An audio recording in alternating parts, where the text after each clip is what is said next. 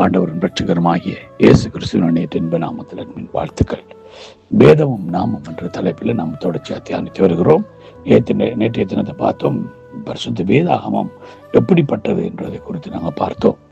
அது உண்மை உள்ளது, சத்தியம் உள்ளது, அது யாராலும் அழிக்க முடியாதது என்று சொல்லி நாங்கள் பார்த்தோம். இன்றைய நாள் நாங்கள் பார்க்க போகிற காரியம், வேதம் நம்முடைய வாழ்க்கையில என்னத்தை செய்யும், வேதம் நம்முடைய வாழ்க்கையில எப்படிப்பட்ட காரியங்களை கொண்டு வரும் என்பதை குறித்து தான் நாங்கள் தியானிக்க போகிறோம். 119வது சங்கீதம் 92, 93 வசனத்தை நாங்கள் பார்க்கும் பொழுது, உமது வேதம் என் மனமகிழ்ச்சியாய் இராதிருந்தால் என் துக்கத்திலே அழிந்து போயிருப்பேன். நான் ஒருபோதும் உம்முடைய கட்டளைகளை மறக்க மாட்டேன், அவைகளால் நீர் என்னை உயிர்ப்பியும். ஆமேன். பாருங்க, தாவீது ராஜாவோட வாழ்க்கையில சொல்லுகிற காரியம், அவன் நிறைய உபத்திரவங்கள், பாடுகள், ஏமாற்றங்கள், துரோகங்கள் மத்தியில ஓடி அலைந்து தெரிந்த சூழ்நிலையெல்லாம் அவன் சொன்னுகிற ஒரு காரியம்தான், உமது வேதம் என்னை மனமகிழ்ச்சி ஆக்காது இருந்திருந்தால். பாருங்க, வேதம் தான் அவனை மனமகிழ்ச்சி ஆக்கினது. வேதம் தான் எல்லா சூழ்நிலையிலும் அவனை தைரியப்படுத்தினது, எல்லா சூழ்நிலையிலும் அவனை சந்தோஷமா இருக்க பண்ணினது. அதனாலதான் அவன் சொல்லுகிறான், நான் இந்த துக்கத்தில் அழிஞ்சு போயிருப்பேன். அப்ப எனக்கு துணையா இருந்தது, எனக்கு உதவியா இருந்தது, ஒத்தாசையா இருந்தது, எல்லாமே என் மன மகிழ்ச்சியை கொடுத்தது எல்லாமே கர்த்தருடைய வேதம்.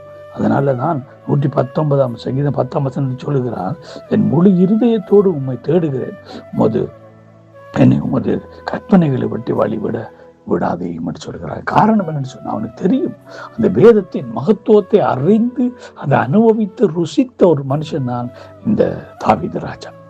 அவருடைய வாழ்க்கையில அவன் அனுபவித்து ருசித்த ஒரு மனுஷன், தேவனுடைய வார்த்தையை ருசித்த ஒரு மனுஷன். அதனால அந்த அனுபவ பகிர்வு தான் சங்கீதம் முழுவதும் அவன் வேதாகமத்தை குறித்து எழுதும் பொழுது, வேதத்தை வார்த்தை குறித்து எழுதும் போது மிக அழகாக எழுதுகிறதை குறித்து நாங்க பார்க்கிறோம்.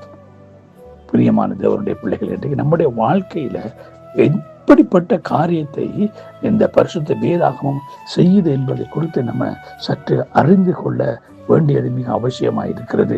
119வது சங்கீதத்துல 118, 119 வசனத்தை பார்க்கும் பொழுது, உமது பிரமாணங்களை விட்டு வழி விலகிற யாவரையும் மிதித்து போடுகிறேன், அவர்களுடைய உபாயம் வெறும் பொய்யே, பூமியில் உள்ள துன்மார்க்கர் யாவரையும் களிம்பை போல் அகற்றி விடுகிறேன், ஆகையால் உமது சாட்சிகளில் பிரியப்படுகிறேன். அல்லேலூயா. பாருங்க, ஆண்டோடைய வேதத்தை விட்டு விலகுகிற யாவரையும் கர்த்தர் மிதித்து போடுகிறவர், மாத்திரம் மிதித்து போடுகிறவர். ஏனென்றா, ஆண்டவருடைய வார்த்தையை விட்டு யார் விலகுறாங்களோ அவங்களை கர்த்தர் தண்டிக்கிறவராக இருக்கிறார்.